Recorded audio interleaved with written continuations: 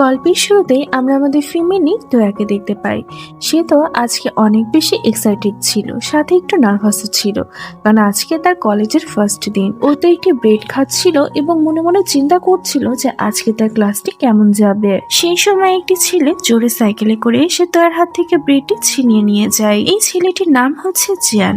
ও ছিল তোয়ার ছোটবেলার ফ্রেন্ড। জিয়ান তোয়াকে উদ্দেশ্য করে বলে যে এত তাড়াহুড়া করে কোথায় যাচ্ছিস, মনে হচ্ছে যেন যে মিস ইউনিভার্সের নাম দিতে যাচ্ছিস। তোয়া বলে যে যা তো এখান থেকে, আমার মাথা খাস না, প্রথম দিন কলেজে আমি তোর জন্য লেট হতে চাই না। ওরা দুজনে যেহেতু ছোট থেকে একসাথে বড় হয়েছে, এই জন্য ওদের দুজনের মাঝে ফ্রেন্ডশিপের থেকে বেশি তো ঝগড়া মারামারি লেগে থাকতো। ক্লাসে প্রবেশ করার সাথে সাথে তোয়ার নজর একটি ছেলে দিকে গিয়ে আটকে যায়, যাকে দেখে মনে হচ্ছিল অনেক শান্ত স্বভাবের। তোয়া এই ছেলেটিকে আগে থেকে চিনত। আসলে অন্য একটি শহরে থাকতে তোয়ার যখন ফোন হারিয়ে গিয়েছিল, তখন এই ছেলেটি তোয়াকে তার ফোনটি খুঁজে এনে দিয়েছিল। এই ছেলেটির নাম হচ্ছে হাউ। হাউকে প্রথমবার দেখার পরে তোয়ার মনের মধ্যে ওর জন্য একটু ফিলিংস তৈরি হয়। শুধু তোয়া না, বরং বাকি মেয়েরাও তো হাউকে দেখে ফিদা ছিল, কারণ হাউ যেমন দেখতে হ্যান্ডসাম, তেমনি অনেক চার্মিং। তোয়ার ভাগ্য তো অনেক ভালো ছিল। এখানে আমরা দেখি যে হাউয়ের সিট তোয়ার পাশের সিটে পড়েছে, আর এটি দেখে তো বাকি মেয়েরা অনেক বেশি জেলাস ফিল করছিল। তোয়া সিটে বসার পরে হাউকে জিজ্ঞাসা করে যে তোমার কি আমার কথা মনে আছে। হাউ একটি স্মাইল দিয়ে বলে যে হ্যাঁ, তোমাকে কিভাবে ভুলতে পারি, তবে তুমি আগের থেকে এখন আরো বেশি প্রিটি হয়ে গিয়েছো। এই কথাটি শোনা মাত্রই তো পিছনে বসে থাকা জিয়ানের জেলাসি লেভেল একদম হাই হয়ে যায়। এই জন্য ওদের দুজনের কথার মাঝে মাঝে দয়াকে বিরক্ত করতে থাকে, যার ফলে তো ওদের দুজনের মাঝে আবারও ঝগড়া শুরু হয়ে যায়। কিছুক্ষণ পরে টিচার ক্লাসে আসে এবং হাউকে সবার সামনে এনে ইন্ট্রোডিউস করে। টিচার হাওয়ের উদ্দেশ্যে সবাইকে বলে যে হাও আমাদের কলেজে নতুন ট্রান্সফার হয়ে এসেছে এবং সে অনেক বেশি ব্রিলিয়ান্ট। এসব কথা শুনে তো জিয়ানের মন আরো বেশি খারাপ হয়ে যায়। ক্লাস শেষ করে জিয়ান একটি দোকানে ঢোকে এবং সে সেখান থেকে লুকিয়ে লুকিয়ে চিপসের প্যাকেট ছিঁড়তে থাকে। কিন্তু ওর তো কপালটাই খারাপ, কারণ দোকানদার ওকে দেখে ফেলেছে। আর ইনি আর কেউ না, বরং জিয়ানের বাবা। জিয়ানের বাবা তো তাকে বকা দিতে যাচ্ছিল, কিন্তু তখনই সেখানে তোয়া চলে আসলে সাথে সাথেই তো ওনার মুডটা চেঞ্জ হয়ে যায়। তোয়াকে দেখা মাত্র সে বলে যে মা, তোমার কি লাগবে। এটা বলেই সে দোকানের সব থেকে বড় চিপসের প্যাকেটটি তোয়াকে দিয়ে দেয়। এটা দেখে জিয়ান বিজবিজ করে বলতে থাকে যে মনে হয় ওটি আপনার আসল মেয়ে, আর আমি তো আপনার একটি স্যাম্পল মাত্র। বাসায় ফেরার সময় তোয়া খেয়াল করে যে তার মা সবজির ব্যাগ নিয়ে তার বাসার দিকে যাচ্ছে। এটি দেখে তো তোয়া তার সাইকেলের স্পিড আরো বেশি বাড়িয়ে দেয়, কারণ সে তার বাসার অভ্যন্তরের ব্যাপারটা অনেক ভালো মতনই জানতো।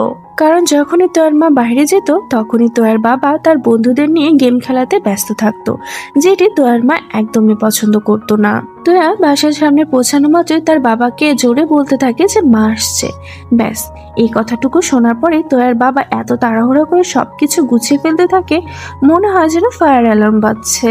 গেমিং এর সমস্ত জিনিসগুলোই কিচেনের একটি জিনিসের মধ্যে লুকিয়ে রেখে দেয়।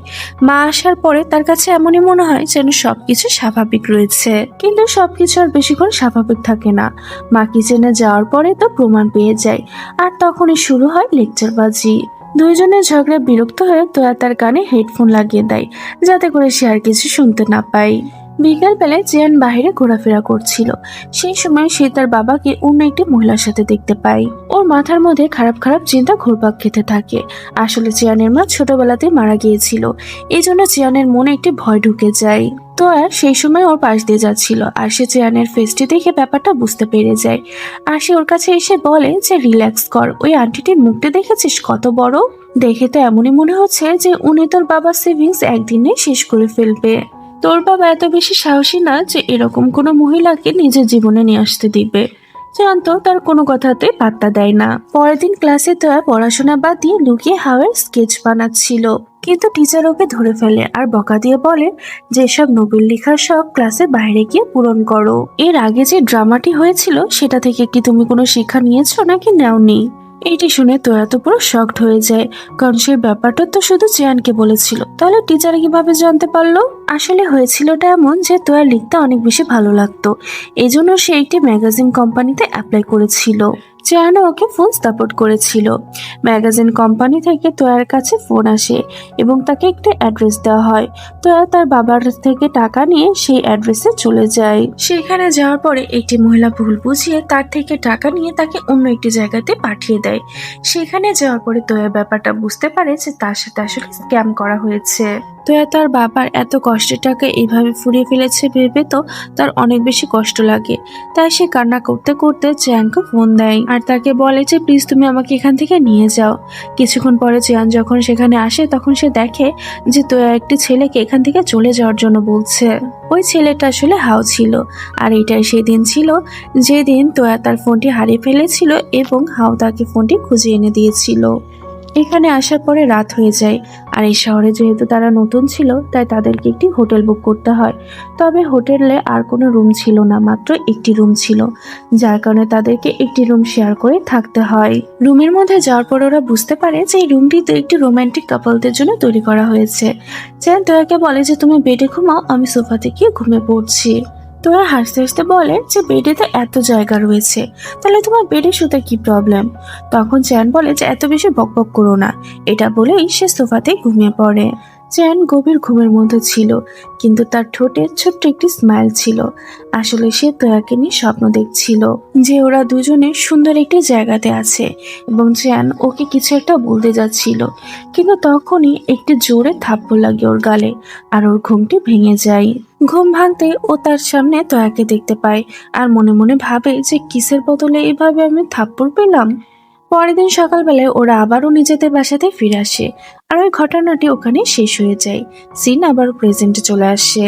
তো এত ভাবতো যে এই ইনসিডেন্টের ব্যাপারে কেউ জানে না, তবে গাও নামের একটি ছেলের কানে এই কথাটি কোনো না কোনো ভাবে পৌঁছে গিয়েছে আর গাও কোনো চিন্তা ভাবনা না করে সবার সামনে এই কথাটি বলে দেয়। তোয়া মন খারাপ করে একটি জায়গাতে বসেছিল। ওকে মন খারাপ করে দেখে হাও ওর কাছে এসে বসে আর বলে যে আজকে তোমার মন কেন খারাপ। তোয়া প্রথমবার কারোর সামনে মন খুলে সমস্ত কথা বলে দেয়। হাও এইসব কথা শোনার পরে তো তোয়াকে আশ্বাস দেওয়ার চেষ্টা করে। চ্যান যখন এটি দেখে তখন তো সে অনেক বেশি জেলাস ফিল করতে থাকে। এই জন্য সে ওদের দুজনের মাঝে গিয়ে বসে পড়ে আর সে তোয়াকে বলে যে তোয়া, টিচার আমাকে রিয়েল লাইফে যে অ্যাসেটা দিয়েছিল সেটা আমি এখনো কমপ্লিট করতে পারিনি, প্লিজ আমাকে একটু হেল্প করে দিতে পারবা। তোয়া কিছুক্ষণ চুপ থাকে, তারপরে ওর থেকে সে কপিটি নিয়ে নেয় আরো অনেক সুন্দর হ্যান্ডরাইটিং এর মাধ্যমে এসিটি কমপ্লিট করে লিখে দেয়। পরের দিন ক্লাসে টিচার সবার এসের কপি চেক করছিল আর সে চেয়ানের কপিটিকে আলাদাভাবে রেখে দেয়। আর তারপরে সে বলে যে এই অ্যাসিডটার মধ্যে একটি আলাদা ধরনের ফিলিংস রয়েছে, তাই চেয়ান তুমি নিজে এসে এই অ্যাসিডটিকে সবার সামনে পড়ে শোনাও। চেয়ান তো খুব কনফিডেন্টলি সবার সামনে এসে অ্যাসিডটি পড়তে থাকে। প্রথম দিকে ভালোই যাচ্ছিল, কিন্তু যতই চেয়ান অ্যাসিডটি পড়তে যাচ্ছিল ততই তো সবাই অনেক বেশি হাসাহাসি করতে শুরু করে দেয়।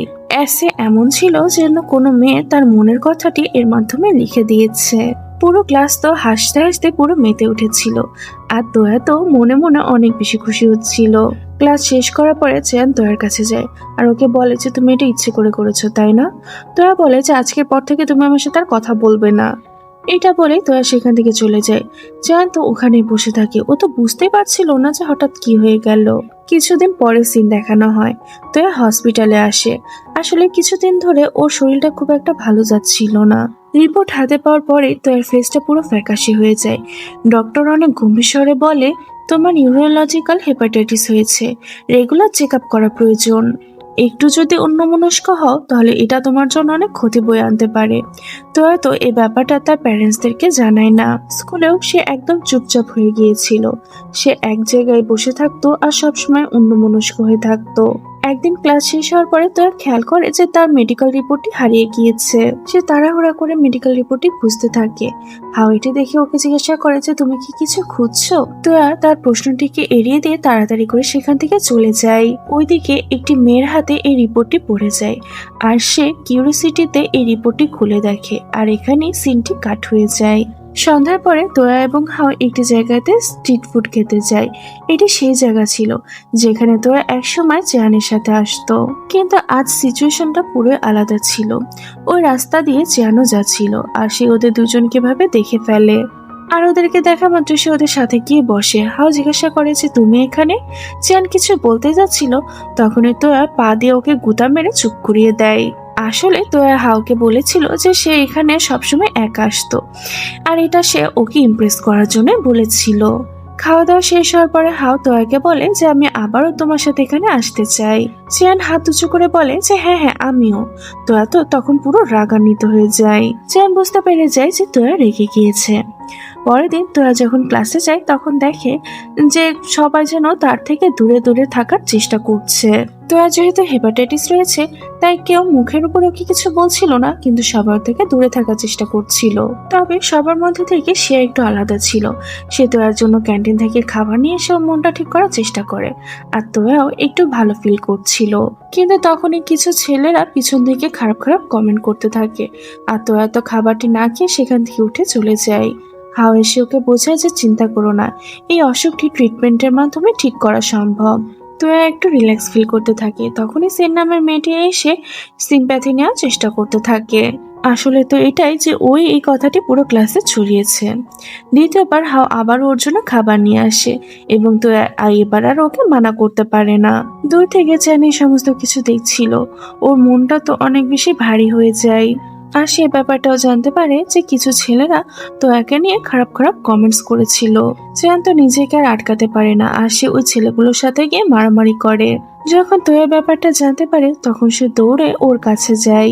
তোয়া কান্না করে বলতে থাকে যে আমি চাচ্ছিলাম না এই ব্যাপারটা কেউ জানুক। আমি হয়তো আর বেশি দিন সেই সময় চেয়ান ওকে আটকাই আর বলে যে তোমার কিচ্ছু হবে না, আমি আছি তোমার সাথে। এরপরে আমরা দেখি যে চ্যান হাওয়ার গেমিং সেন্টারে পার্ট টাইম জব করতে থাকে, যাতে করে সে তোয়ার ট্রিটমেন্টের জন্য টাকা জোগাড় করতে পারে।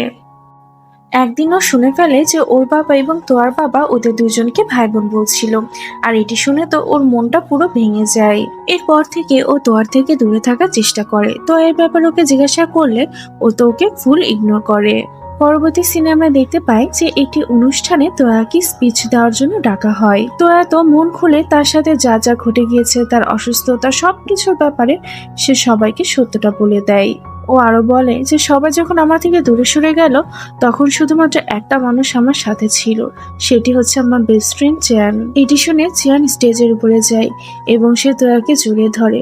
ওরা দুজনেই তো এখানে অনেক বেশি ইমোশনাল হয়ে গিয়েছিল। আস্তে আস্তে তো ওদের ফ্রেন্ডরাও এগিয়ে আসে, চারিদিকে পুরো স্তব্ধ হয়ে গিয়েছিল। বেশ কিছুদিন পার হয়ে যায়। কলেজে তো এখন সবাই অনেক বেশি আনন্দে ছিল, কারণ ফেস্টিভ্যালের দিন অ্যানাউন্স করা হয়েছে। চারিদিকে তো সবাই তাদের পারফরমেন্সটা কিভাবে করবে সেটা নিয়ে প্র্যাকটিস করে যাচ্ছিল। আর এদিকে তোয়া, চ্যান এবং হাও ডান্সে তাদের নাম লেখায়। বিকেল বেলায় ওরা ছাদে গিয়ে প্র্যাকটিস করতে থাকে। প্রথম দিকে সবকিছু তো ভালোই চলছিল। যখন হাও এবং তোয়া ডান্স করছিল তখন দূর থেকে চ্যান ওদের দুজনকে দেখছিল, আর এটি দেখে তো তার কাছে ভালো লাগে না। তাই সে বলে ওঠে যে একটা কাজ করি, আমি ডান্স করি, তাহলে তোয়া দেখে শিখে ফেলবে। তো আর কিছু না বলে রাজি হয়ে যায়, কারণ ওর কাছে এই আইডিয়াটা বেশ ভালোই লাগছিল। প্র্যাকটিস করা আবারও চালু হয়। এবার তো হাও চ্যানকে ধরে ডান্স প্র্যাকটিস করাচ্ছিল। ও এখানে এমন ভাবে শেখাচ্ছিল যেন কোনো মেয়েকে শেখাচ্ছে। চ্যানের পেশেন্স তো পুরো শেষ হয়ে যায়, তাই সে আবারও তোহাকে হাওয়ের সাথে ডান্স করতে দিয়ে নিজের সাইডে সরে আসে। কিন্তু ওর ফেস দেখে তো এটা বোঝা যাচ্ছিল যে ও খুব রেগে আছে। রাত হয়ে যায় আর আমরা তোয়াকে দেখি সে তো এখনো প্র্যাকটিস করে যাচ্ছিল।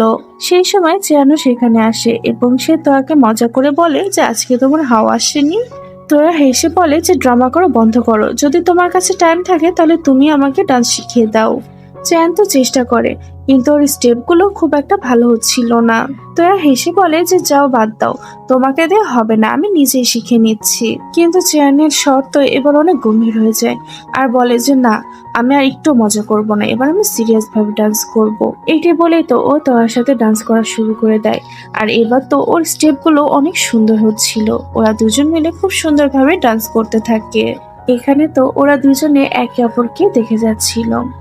পরবর্তী সিনে আমরা দেখতে পাই যে বেশ কিছুদিন পার হয়ে গিয়েছে আর জিয়ান তো একটি শপ থেকে তোয়ার জন্য জুতা কিনেছে। ও ভেবেছিল যে ও তোয়াকে সারপ্রাইজ দিবে, কিন্তু ও যখনই নিচে নামে তখনই তো ও থেমে যায়, কারণ তোয়া আগে থেকে হাওয়ের দেওয়া জুতা পরে ঘুরছিল আর ওর ফেসে স্পষ্ট বোঝা যাচ্ছিল যে ও কতটা খুশি। এই জন্য চান তার নিয়ে আসা জুতাটি আর ওকে দেয় না, ও চুপচাপ ওটিকে ফেরত দিয়ে দেয়। এরপর আমরা দেখি যে ফেস্টিভ্যালের দিনটা চলে আসে। আজকে তো তোয়াকে একটু অন্যরকম লাগছিল। তোয়ার সৌন্দর্য দেখে তো আজকে সবাই ওর অনেক প্রশংসা করতে থাকে। চেয়ান তো শুধু ওকে দেখে যাচ্ছিল, তোয়ার উপর থেকে তোর নজর সরছিলই না। প্রোগ্রাম তো কিছুক্ষণের মধ্যে শুরু হতে যাচ্ছিল, তবে হাও গায়েব ছিল, কারণ হাওয়ের বাবা তাকে একটি রুমের মধ্যে লক করে রেখেছিল। কারণ ওনার কাছে মনে হয় যে এসব কিছু করা মানে টাইম নষ্ট করা। শান এসে এই ব্যাপারটা তোয়া এবং চ্যানকে বলে। চ্যান তখন বলে যে ঠিক আছে, তোমরা এখানেই থাকো, আমি ওকে নিয়ে আসছি। চ্যান কিছু ফ্রেন্ডদেরকে নিয়ে হাওয়ের বাসার সামনে যায় এবং নিচ থেকে হাওয়ের নাম ধরে ডাকতে থাকে। হাও ওদের শব্দ পেয়ে ওর জানালার দিকে আসে। চ্যান বলে যে জানালা থেকে লাফ মারো, কিচ্ছু হবে না। অনেক চেষ্টা করার পরে তো হাও নিচে নেমে আসে। এখান থেকে তোরা দৌড়ে কলেজের পারফরমেন্সে চলে যায়। আর এদিকে আমরা দেখি যে তোরা তো একই স্টেজে উঠে আসে। ও অনেক বেশি নার্ভাস ছিল, কিন্তু তখনই হাও চলে আসে। আর তারা দুজন মিলে তো ট্র্যাডিশনাল চাইনিজ ডান্স করে। সবাই তো ওদের ডান্স অনেক বেশি পছন্দ করে। এরপরে হাও এবং চ্যান মিলে হিপ হপ ডান্স পারফর্ম করে। ওদের ডান্স পারফরমেন্স তো পুরো হিট হয়ে যায়। প্রোগ্রাম শেষ হওয়ার পরে ওরা কিছু ফ্রেন্ডরা মিলে একটি রেস্টুরেন্টে আসে। সবাই মিলে তো এখানে ভালোই মজা করছিল। কিছুক্ষণ পরে সেখানে জু নামের একটি ছেলে আসে। উনি আগে হাওয়ের গেমিং সেন্টারের ওনার ছিল। হাওকে দেখার পরেই তো উনি তার সাথে কথা বলতে যাচ্ছিল। চ্যান ওকে সাইডে নিয়ে যায় আর বলে যে প্লিজ তোয়াকে ব্যাপারটা বলো না যে আমি আগে পার্ট টাইম জব করতাম। জু মুচকি হাসি দিয়ে বলে যে তুমি কি ওকে পছন্দ করো?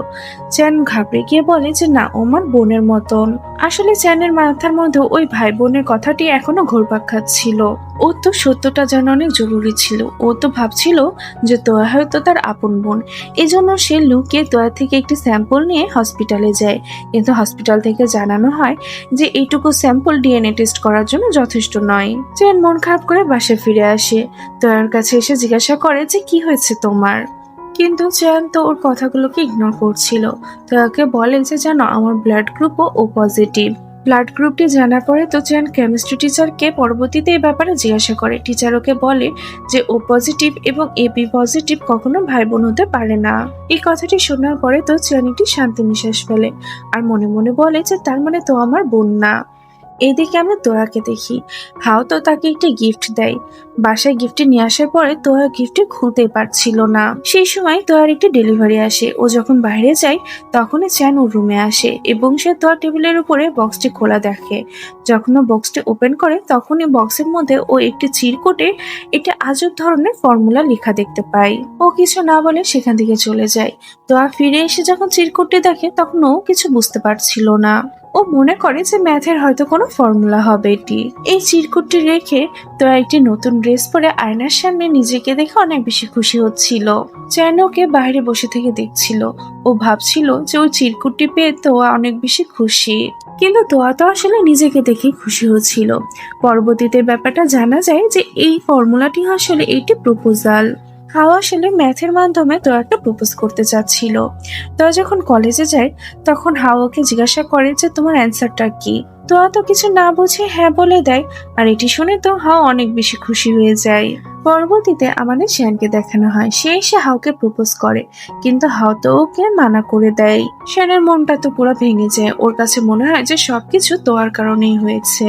তাই সে রাগান্বিত হয়ে কিছু গুন্ডা হায়ার করে আর একদিন দেখা যায় যে তোয়া কিডন্যাপ হয়ে গিয়েছে। চিয়ান এবং তোয়ার প্যারেন্টসরা ওকে খুঁজতে থাকে। শেষ পর্যন্ত চিয়ান একটি শুনশান বিল্ডিং এ তোয়াকে খুঁজে পায়। ও তোয়ার দিকে যেতে যাচ্ছিল, কিন্তু পিছন থেকে কেউ একজন এসে লোহা দিয়ে ওর মাথায় আঘাত করে। ও নিচে পড়ে যায় আর মাথা দিয়ে রক্ত বের হচ্ছিল। কিন্তু তারপরে সে তোয়াকে আশ্বাস দিয়ে বলে যে তোয়া ভয় পেও না, আমি আছি তোমার সাথে। গুন্ডাগুলোতে এসে তখন চিয়ানকে মারতে থাকে।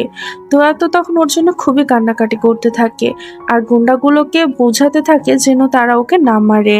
গুন্ডাগুলো তো তোয়াকেও একটি মার বসিয়ে দেয়। সেই সময় চিয়ান নিজের সর্বস্ব দিয়ে তোয়ার সামনে চলে যায় এবং সব আঘাত সে নিজে শরীরে নেয়। তোয়া তো অসহায়ের মতন শুধু চ্যানকে দেখে যাচ্ছিল। চ্যান ঢাল হয়ে তোয়ার সামনে এসে আছে, যে কিনা তোয়ার বদলে সমস্ত আঘাত নিজে সহ্য করে নিচ্ছে। অনেকগুলো মারার পরে শেষ পর্যন্ত গুন্ডাগুলো ওদেরকে ওখানে ফেলে রেখে চলে যায়। চ্যানের মাথা থেকে রক্ত গড়ে পড়ছিল, পুরো শরীর আঘাতে ভরে গিয়েছে, কিন্তু সে তোয়ার গায়ে একটি আঁচও আসতে দেয়নি। তোয়া ওর নাম ধরে ডাকে। চ্যান ওর দিকে যেতে যাচ্ছিল, কিন্তু তখনই সে অজ্ঞান হয়ে ওর গায়ের উপরই পড়ে যায়। সিন এখানে কাট হয়ে যায়। পরবর্তীতে আমরা দেখি যে চ্যানকে হসপিটালে নিয়ে যাওয়া হচ্ছে। আইসিইউর বাইরে ওর বাবা এবং তোয়ার মা বাবা দাঁড়িয়ে ছিল। এদিকে তোয়ার কান্না তো কোনোভাবেই থামছিল না। ও বারবার নিজেকে দোষারোপ করছিল যে সবকিছু আমার জন্য হয়েছে। আমাকে যদি কিডন্যাপ না করতো তাহলে কিছু হতো না। তোয়ার বাবা তখন ওকে আশ্বাস দিতে থাকে। আস্তে আস্তে দিনগুলো পার হতে থাকে এবং চ্যানের শরীরটাও ধীরে ধীরে ভালো হতে থাকে। শেষ পর্যন্ত চ্যানের জ্ঞান ফিরে। তোয়া তো ওকে দেখে আবারও ইমোশনাল হয়ে যায়, কিন্তু এবার তার চোখের পানিটি ছিল খুশির। কিছুদিন পরে চ্যানকে রিলিজ দেওয়া হয়। চ্যান ওর বাবাকে বলে যে আমি বাসায় যাব না, বাইরে কোথাও ঘুরতে চলো, অনেকদিন হয়ে গিয়েছে কোথাও যাই না। চ্যানের বাবাও তো রাজি হয়ে যায়। এই দিনটা তো আজকে শুধু চ্যান এবং তোয়ার ছিল। ওরা দুজনে ঠিক আগের মতোই একে অপরের সাথে আনন্দ করতে থাকে, ঘুরতে থাকে, মজা করতে থাকে এবং অনেক অনেক গল্প করতে থাকে। পরের দিন চ্যান যখন ক্লাসে প্রবেশ করে তখন সমস্ত স্টুডেন্টরা তো ওর জন্য অনেক বেশি খুশি ছিল এবং তারা সবাই ওকে সুন্দর মতন ওয়েলকাম করে। ক্লাস শেষ হওয়ার পরে হাও তোয়ার সাথে একা কথা বলে আর ওকে জিজ্ঞাসা করে যে আমি যে ফর্মুলাটি তোমাকে দিয়েছিলাম ওটি কি তুমি বুঝতে পেরেছিলে? তোয়া সত্যিটা বলে যে আসলে আমার ম্যাথ কোনোদিনও মাথার মধ্যে ঢুকে না। হাও কিছুক্ষণ চুপ থাকে আর তারপর বলে যে ঠিক আছে। এটা বলে সে ওখানেই দাঁড়িয়ে থাকে। দূরে যখন ও চেয়ানকে দাঁড়িয়ে থাকতে দেখে তখন ও মনে মনে বলে যে তুই জিতে গেলি। কিছুদিন পরে ফ্রেন্ডরা মিলে সিদ্ধান্ত নেয় যে ওরা ক্যাম্পিং এ যাবে। সব ফ্রেন্ডরা তো সকাল সকাল বাইরে বেরিয়ে পড়ে। এখানে আসার পরে তো সব ফ্রেন্ডরা একে অপরের সাথে অনেক বেশি মজা করতে থাকে। দিনটা যে কিভাবে পার করে ফেললে ওরা তো টেরই পায় না। রাতের বেলায় ছেলেদের এবং মেয়েদের আলাদা আলাদা টেন্ট বানানো হয়।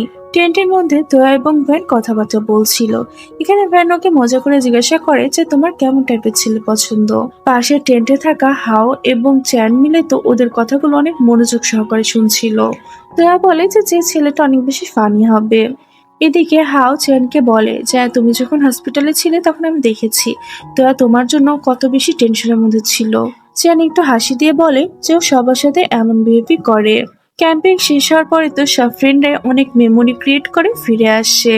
একদিন তোয়া এবং চ্যান একসাথে বসেছিল। তোয়া এখানে নিজের স্বপ্নের ব্যাপারে ওকে বলতে থাকে যে আমার রাইটার হওয়ার ইচ্ছা, আমি একটি বুক স্টোর খুলবো এবং সেখানে সব বই আমার লেখা হবে। চ্যান ওর কথাগুলো শুনে বলে যে ঠিক আছে তাহলে আমি আর্কিটেক্ট হব। তো হাসতে থাকে। চ্যান বলে যে আজ হেসে নাও, পরবর্তীতে কিন্তু রিগ্রেট করো না। এভাবে ওদের দুজনের কথাবার্তা চলতেই থাকে। এভাবেই তো তাদের দিনগুলো কাটতে থাকে। তাদের এক্সামও শেষ হয়ে যায় এবং রেজাল্টও চলে আসে। সবাই পাশ হয়ে গিয়েছে এবং তারাই এবার 12th ক্লাসে শিফট হয়েছে। সবাই তো অনেক বেশি খুশি ছিল। এবার সবার গরমের ছুটি দেওয়া হয়। ছুটির মধ্যে একটি দিন অনেক স্পেশাল ছিল, কারণ চিয়ানের আজ বার্থডে ছিল। ফ্রেন্ডরা তো ওকে উইশ করে আর সবাই মিলে প্ল্যান করে যে ওরা বাইরে কোথাও ঘুরতে যাবে। সিলেক্ট করা জায়গাতে আগে থেকে চিয়ান এবং তোয়া পৌঁছে যায় আর বাকি সবাই একটু পরে আসতে চলেছিল। এই জায়গাটি অনেক বেশি সুন্দর ছিল, তবে তোয়ার মন তো একদমই ভালো ছিল না। এই জন্য চিয়ান তো তোয়ার মুডটি ভালো করার অনেক চেষ্টা করতে থাকে আর ফাইনালি তোয়ার মুডটাও ভালো হয়ে যায়। কিন্তু সেই সময় আবহাওয়াটি চেঞ্জ হয়ে যায় আর হঠাৎ করে অনেক বেশি বৃষ্টি পড়তে শুরু করে। দুজন তো দৌড়ে গিয়ে একটি জায়গা নিচে গিয়ে আশ্রয় নেয়। সেই সময় ওদের কাছে ওদের ফ্রেন্ডের ফোন আসে আর তারা জানায় যে তারা রাস্তার মধ্যে আটকা পড়ে গিয়েছে, আজ হয়তো তারা আর আসতে পারবে না। ফোন কাট করার পরে তো তোরা মন খারাপ করে বলতে থাকে যে ভেবেছিলাম আজকে সবাই মিলে তোমার এই দিনটাকে অনেক স্পেশাল ভাবে এনজয় করব, কিন্তু দেখো আমরা দুজনই থেকে গেলাম। চ্যান বলে যে দুটা মানুষও তো যথেষ্ট, আমরা দুজন মিলে আজকের দিনটাকে অনেক বেশি স্পেশাল করে তুলবো। তো কিছুক্ষণ পর ওকে জিজ্ঞাসা করে যাচ্ছে তোমাকে কি আমি একটা কথা জিজ্ঞাসা করতে পারি? আমাদের ক্লাসের বা আমাদের কলেজের কোনো মেয়েকে কি তুমি পছন্দ করো? চ্যান ওর দিকে তাকাই। ওকে সে কিছু একটা বলতে যাচ্ছিল কিন্তু সে বলতে পারে না। কিছুক্ষণ পরে তোরা ওর অ্যান্সারটি শোনার বদলেই ওর কাঁধে মাথা রেখে ঘুমিয়ে পড়ে। এখানে তো ওরা দুজনে অনেক ক্লোজ অবস্থায় ছিল। চ্যান তো শুধু তোয়াকে দেখে যাচ্ছিল। বৃষ্টি থামার পরে ওরা দুজন মিলে একসাথে বাসার দিকে রওনা দেয়। রাস্তার মধ্যে তোয়া চ্যানকে একটি গিফট দেয়।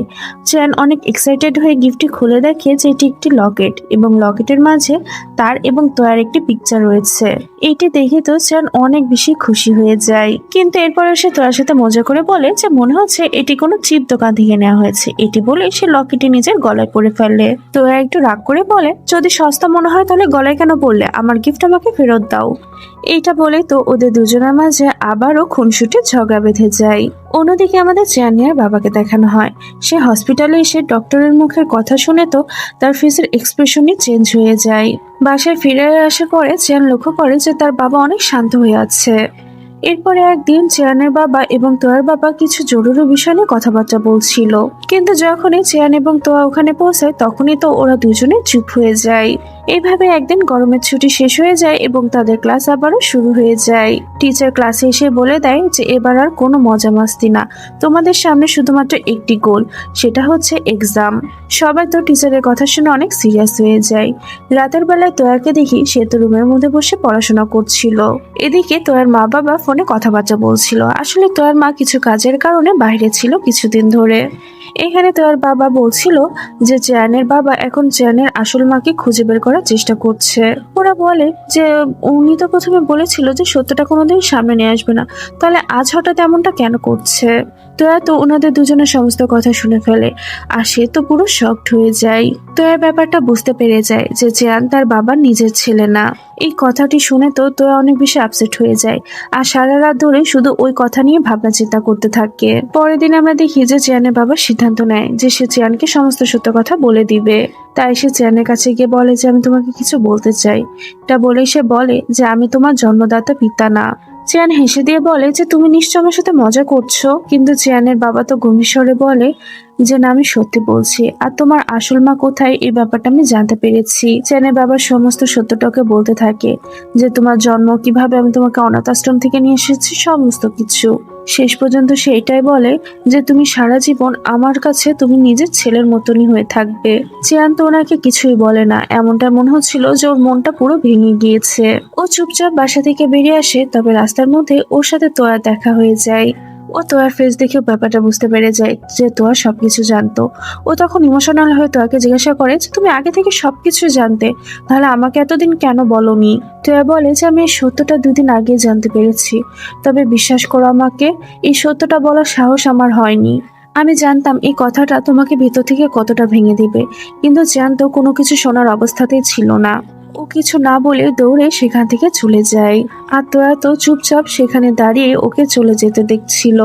এইদিকে আমরা চেয়ানের বাবাকে দেখি, ওনার অবস্থাও তো অনেক বেশি খারাপ ছিল। উনি বলতে থাকে যে সব দোষ আমার, আমি আমার ছেলেকে সব সত্যিটা বললাম, আর ও এভাবে আমাকে ছেড়ে চলে গেল। তো আর বাবা ওনাকে আশ্বাস দিয়ে বলে যে চিন্তা করো না, আমরা ওকে খুঁজে নিয়ে আসবো। ওরা তো তখন সব জায়গায় চেয়ানকে খুঁজে বেড়ায়, যেখানে যেখানে চেয়ানের থাকা উচিত। ওরা তো সব জায়গায় চেয়ানকে খুঁজে বেড়াচ্ছিল, কিন্তু কোথাওই চেয়ানকে পাচ্ছিল না। ওইদিকে আমরা চেয়ানকে দেখি, সে তো একটি জায়গাতে মন খারাপ করে বসেছিল, কিন্তু হঠাৎ করে চেয়ান উঠে দাঁড়ায় এবং সে নিজের বাসাতে চলে আসে। চেয়ানকে দেখে তোর বাবার খুশির আর ঠিকানা থাকে না। সে চেয়ানকে বলে যে তোমার মা তোমার সাথে দেখা করতে চাই। চেয়ান ওনাকে কিছুই বলে না, চুপচাপ দাঁড়িয়ে থাকে। পরের দিন কলেজে ওর সাথে তো আর দেখা হয়। তোয়া ওর কাছে এসে কথা বলার চেষ্টা করে, কিন্তু ওকে দেখে মনে হচ্ছিল না ওর তোয়ার প্রতি কোনো ইন্টারেস্ট রয়েছে। তোয়া বলতে থাকে যে আমাকে প্লিজ ক্ষমা করে দাও, আমার প্রথমে তোমাকে সমস্ত কিছু বলে দেওয়া উচিত ছিল। কিন্তু চিয়ান একটু হেসে বলে যে সমস্যা নেই, যা হয়েছে ভুলে যাও। এটা বলেই তো ও আবারও আগের মতনই তোয়ার সাথে কথা বলতে থাকে। বিকেল বেলায় তোয়া চ্যানের বাসাতে যায়। চ্যান তার বাসাতে বসে বই পড়ছিল, আর তোয়া চ্যানের বেডের পাশে নিচে বসেছিল। তখনই তোর নজর বিছানার নিচের দিকে রাখা জুতার বক্সের দিকে গিয়ে পড়ে। বক্স থেকে জুতা জোড়া বের করে ও চেয়ানকে জিজ্ঞাসা করে এটি কি তোমার। চেয়ান তো ওকে কিছুই বলে না। এরই সাথে আমাদের একটি ফ্ল্যাশব্যাকের সিন দেখানো হয়। আসলে চেয়ান ওই দিন জুতা জোড়া ফেরত দিতে গিয়েছিল, কিন্তু সে ফেরত দিতে পারে না, তাই সে এটা আবারও নিজের সাথে করে নিয়ে আসে। সিন প্রেজেন্টে আসে। তোরা তো সমস্ত কিছু বুঝে গিয়েছিল, সে চেয়ানকে কিছুই বলে না। তোরা হাসতে হাসতে জুতো জোড়াকে দেখে আর বলে যে আমার এই জুতো জোড়া অনেক পছন্দ হয়েছে, শুধু দেখতে একটু অকওয়ার্ড। তখন চ্যান বলে যে এটি কি প্রশংসা ছিল নাকি ডাইরেক্ট অ্যাটাক। পরের দিন সকালবেলায় চ্যান তাড়াতাড়ি করে রেডি হচ্ছিল, কারণ যে মা তাকে জন্ম দিয়েছে আজ সে তার সাথে দেখা করতে যাবে। যাওয়ার আগে চ্যানের বাবা তাকে বলে যে ওনার সাথে ঠিক মতন কথা বলো, নাহলে মনে করবে আমি তোমাকে ঠিকভাবে মানুষ করতে পারিনি। চ্যান তাকে ঠিক আছে বললে বেরিয়ে পড়ে। চ্যানের যখন তার মায়ের সাথে দেখা হয় তখন তো সে অনেক ভয়ের মধ্যে ছিল, কারণ এত বছর পরে তার মায়ের সাথে তার দেখা হয়েছে। চ্যানের মা তো তার জন্য একটি শার্ট বের করে। তবে চ্যান তো চুপচাপ বসেছিল। মা সবকিছু বুঝতে পারে। সে চ্যানকে জিজ্ঞাসা করে যে তুমি কি আমার উপরে এখনো রাগ করে আছো। চ্যানের মা বলতে থাকে যে আমি কিছু জানতাম না, আমার বাড়ির লোক আমার থেকে সমস্ত কিছু লুকিয়েছিল। আর সে কান্না করতে করতে বলে যে আমি কোনোদিন সুযোগই পাইনি। চ্যান তো শুধু ওনাকে দেখে যাচ্ছিল, কিন্তু সে কিছুই বলতে পারছিল না। অন্যদিকে আমরা তোয়ার বাসাতে চ্যানের বাবা এবং তাকে বসে থাকতে দেখি। তোয়ার বাবা চ্যানের বাবাকে বলে যে তুমি দিন দিন অনেক অসুস্থ হয়ে পড়ছো, তোমার চিকিৎসা করা প্রয়োজন। আমার মনে হয় তোমার এবার চ্যানকে সত্যটা বলে দেওয়া উচিত। চ্যানের বাবা বলে যে আমার ওষুধগুলো অনেক বেশি দামি, আর আমার শরীরও এখন আর আমার সাথে নেই বলে আমার মনে হচ্ছে। এখানে সত্যটা সামনে চলে আসছে। আসলে ওনার 2টা কিডনি নষ্ট হয়ে গিয়েছে, আর ট্রিটমেন্টের জন্য অনেক বেশি টাকার প্রয়োজন, আর তার কিডনিটাও ট্রান্সপ্লান্ট করতে হবে। তো আর বাবা বলে যে আমি যদি তোমাকে এই সময় সাহায্য করতে পারতাম তাহলে অনেক ভালো হতো, কিন্তু তোর চিকিৎসা করতে গিয়ে আমাদের হাতের অবস্থা একদম শেষ হয়ে গিয়েছে। চ্যানের বাবা বলে যে আমি আর চিকিৎসা করাতে চাই না। আমি চাই না যে আমার মৃত্যুর পরে চ্যানের হাতে আর কোনো টাকাই না থাকুক। আমার জমানো সমস্ত টাকাগুলো চ্যানের ভবিষ্যতের জন্য আমি রেখে যেতে চাই। ওইদিকে আমাদের চ্যানের এবং চ্যানের মাকে দেখানো হয়। এখানে চ্যানের মা বলে যে তুমি যদি আমার সাথে থাকো তাহলে তোমার বাবাও অনেকটা রিলিফ ফিল করবে। চ্যান তো চুপ থাকে। ওর চোখের সামনে শুধু ওর বাবার ফেসটাই ঘুরপাক খাচ্ছিল, যে কিনা বিনা স্বার্থে তাকে এতদিন ধরে লালন পালন করে এসেছে। চ্যান বাসায় ফিরে আসলে ওর বাবা ওকে জিজ্ঞাসা করে যে মায়ের সাথে দেখা হয়ে কেমন লাগলো। চ্যান বলে যে ঠিক ছিল। চ্যানের বাবা বলে যে আমি ভাবছি যে তোমার এক্সামের পরে তোমার মায়ের কাছে চলে যাওয়া উচিত, কারণ ওখানে তুমি অপরচুনিটি ভালো পাবে। চ্যান রেগে গিয়ে বলে যে তুমি আমাকে দূরে ঠেলে দেওয়ার এত জলদি কেন করছো। চ্যানের বাবা হেসে বলে যে আমি তো শুধু ভাবছিলাম, তবে আমি যদি কোনোদিন না থাকি তাহলে তোমাকে অনেক মজবুত হয়ে থাকতে হবে। এই সময় তো চ্যান তার বাবার কোনো কথার মানে বুঝতে পারে না। কিছুদিন পরে তাদের এক্সামের রেজাল্ট আসে, আর চিয়ান তো এই রেজাল্টে ফার্স্ট হয়। সবাই তো অনেক খুশি ছিল, তবে চিয়ান তো একটি জায়গাতে চুপচাপ বসে থাকে। পরের দিন আমরা দেখতে পাই যে তোয়া হসপিটালে আসে। চিয়ানের বাবা হসপিটালে বেডে শুয়েছিল। তোয়া বলে যে আঙ্কেল, আমার মনে হয় চিয়ানকে এবার সমস্ত সত্যটা বলে দেওয়া উচিত। যদি দেরি হয়ে যায় তাহলে ও আমাদেরকে ভুল বুঝবে। চিয়ানের বাবা বলে যে ঠিক আছে, আমি নিজেই ওকে সমস্ত সত্যটা বলবো। পরবর্তী সিনে আমরা দেখি যে চিয়ান এবং তার বাবা সামনাসামনি বসেছিল। চিয়ানের বাবা অনেক আস্তে আস্তে বলতে শুরু করে যে আমার শরীর আর আমার স্বাদ নিচ্ছে না, আমার 2 কিডনি কাজ করা বন্ধ করে দিয়েছে, ট্রিটমেন্টের জন্য অনেক লং প্রসেসের প্রয়োজন, তবে হয়তো আমার হাতে আর সময় নেই। এইসব কথা শুনে তো চিয়ানের মাথায় যেন আকাশ ভেঙে পড়ছিল। চিয়ান বলে ওঠে যে বাবা, আমার কাছে তো 2টি কিডনি আছে, আমি একটা তোমাকে দিয়ে দিব, তাহলে দেখবে তুমি সুস্থ হয়ে যাবে। চিয়ানের বাবা ওকে বুঝিয়ে বলে যে এমনটা হয় না বাবা, আমাদের দুজনের ব্লাড গ্রুপও তো ম্যাচ করে না। আর সত্য এটাই যে আমি আর বেশি দিন সবকিছু টেনে নিয়ে বেড়াতেও চাই না। তুমি এখন বড় হয়ে গিয়েছো, তুমি নিজের ভবিষ্যৎ নিয়ে ভাবো। চিয়ান মাথা নিচু করে বসেছিল, ওর কাছে তো বলার মতন আর কোনো ভাষাও নেই। পরবর্তীতে চ্যান বাসায় এসে একাই বসেছিল। তোয়া চুপচাপ এসে ওর পাশে বসে। চ্যান তখন বলে ওঠে যে বাবা চাই আমি ভালো মতো পড়াশোনা করে একটি ভালো ভার্সিটিতে ভর্তি হই। সে চায় আমি অনেক স্ট্রং হয়ে তার স্বপ্নগুলোকে পূরণ করি। এই কথাটি বলতে গিয়ে তো চ্যানের কণ্ঠস্বর ভারী হয়ে যায়। সে আর কিছু বলতে পারছিল না। বাবার রুমের দরজাটি দেখলে আমার বুকের মধ্যে কেঁপে ওঠে। তার বিছানাটি দেখলে মনে হয় যে সে জন্য আর এই বিছানাতে বেশি দিন শুতে পারবে না, আর তার হাতের বানানো খাবারও হয়তো আমি আর বেশি দিন খেতে পারবো না। এই কথাটি বলেই তো যেন অনেক জোরে জোরে কান্না করতে শুরু করে। তোয়া ওকে শক্ত করে জড়িয়ে ধরে আশ্বাস দিতে থাকে। এরপর থেকে আমরা দেখি যে চ্যান সবসময় তার বাবার সাথে সময় কাটাতে থাকে। সে তার বাবার সাথে শেষ মুহূর্তটুকু খুব ভালোভাবে কাটাতেই চাচ্ছিল। একদিন আমরা দেখি যে চ্যানের বাবা তোয়ার বাবাকে ডাকে আর বলে যে আমি তোমার থেকে লাস্ট একটি সাহায্য চাই। এটি বলে সে বক্সের মধ্যে থেকে কিছু চিঠি তোয়ার বাবাকে দেয় আর বলে যে এখানে চ্যানের জন্য প্রত্যেকটি চিঠি লেখা আছে। ওর প্রত্যেকটি বার্থডেতে তুমি একটি একটি করে চিঠি ওকে দিবে, হয়তো ওর পরের বার্থডেতে আমি না থাকতে পারি। এই কথা বলতে বলতে তো উনি অনেক ইমোশনাল হয়ে যায়, আর তোয়ার বাবাও তো তাকে কিছু বলতে পারছিল না। রাতের বেলায় চ্যান তার বাবার জন্য খাবার নিয়ে আসে। 2-1 বার খাবার পরে তো চ্যানের বাবা হালকা একটা হাসি দেয় আর বলে ওঠে যে আজকে খাবারটা অনেক ভালো ছিল। আমার মনে হচ্ছে আমাকে ছাড়াও তুমি নিজেকে অনেক ভালো মতনই সামলে নিতে পারবে। চ্যান তো নাকি কিছু বলতে পারছিল না, তবে সে মনে মনে বলছিল যে পাপা, আমি তোমাকে ছাড়া কিভাবে থাকবো। পরবর্তী সিনেমা দেখি যে চেয়ানদের ফাইনাল এক্সাম শুরু হয়, তবে চেয়ানের মনে তো অনেক বেশি টেনশন ছিল, কারণ একদিকে তার বাবা অসুস্থ আর একদিকে ফাইনাল এক্সামের চাপ।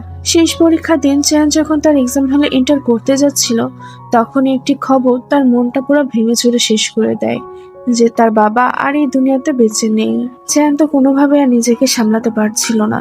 সে দৌড়ে হসপিটালে চলে যায়। হসপিটালে এসে দেখে যে সাদা কাপড়ের নিচে একটি শরীর পড়ে আছে। এটা সেই মানুষ যে তাকে দুনিয়াতে বাঁচতে শিখিয়েছে। চেয়ান কাপড়টি সরাতে যাচ্ছিল, কিন্তু তার হাত কেঁপে ওঠে। এই দিনের পর থেকে চেয়ানের জীবন যেন পুরোটা বদলে যায়। ও হাসা ভুলে যায়, ও সবার সাথে কথা বলাটাও বন্ধ করে দেয়। ওর এখন শুধুমাত্র একটি শান্তির জায়গা ছিল, সেটি হচ্ছে তার বাবার রুম। ও শুধু তার বাবার রুমেই শুয়ে থাকে, তার বাবার সমস্ত স্মৃতিগুলোকে বুকে জড়িয়ে ধরে। তো আর বাবা মা চ্যানের এই অবস্থা দেখি তো ওর জন্য অনেক টেনশন করতে থাকে। ওরা সিদ্ধান্ত নেয় যে ওরা চ্যানকে নিজেদের সাথে ফরেনে নিয়ে যাবে। হয়তো জায়গা পরিবর্তন হয়ে গেলে ও নিজেকে সামলিয়ে নিতে পারবে। তো চ্যানের কাছে যায় আর তাকে আশ্বাস দিয়ে বলে যে আমি সারা জীবন তোমার সাথে থাকবো, কিন্তু তুমি যদি এভাবে নিজেকে ভেঙে ফেলো, তাহলে তো তোমার বাবা উপর থেকে তোমাকে দেখে অনেক বেশি কষ্ট পাবে। আমরা সবাই একসাথে ফরেনে যাব, দেখবা সবকিছু ঠিক হয়ে যাবে। সবাই তো মনে করেছিল যে চ্যান হয়তো ফরেনে চলে যাবে, কিন্তু যেদিন যাওয়ার দিন আসে, সেদিন তো ওরা কোথাওই চ্যানকে খুঁজে পাচ্ছিল না। আসলে চ্যান সিদ্ধান্ত নিয়ে নিয়েছিল যে এই বাড়িটি তার বাবার শেষ স্মৃতি, তাই এই বাড়িটি ছেড়ে সে কোথাও যাবে না।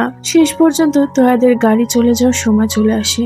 তোয়া পিছনে তাকিয়ে দেখে ও তো অনেক বেশি ইমোশনাল হয়ে গিয়েছিল।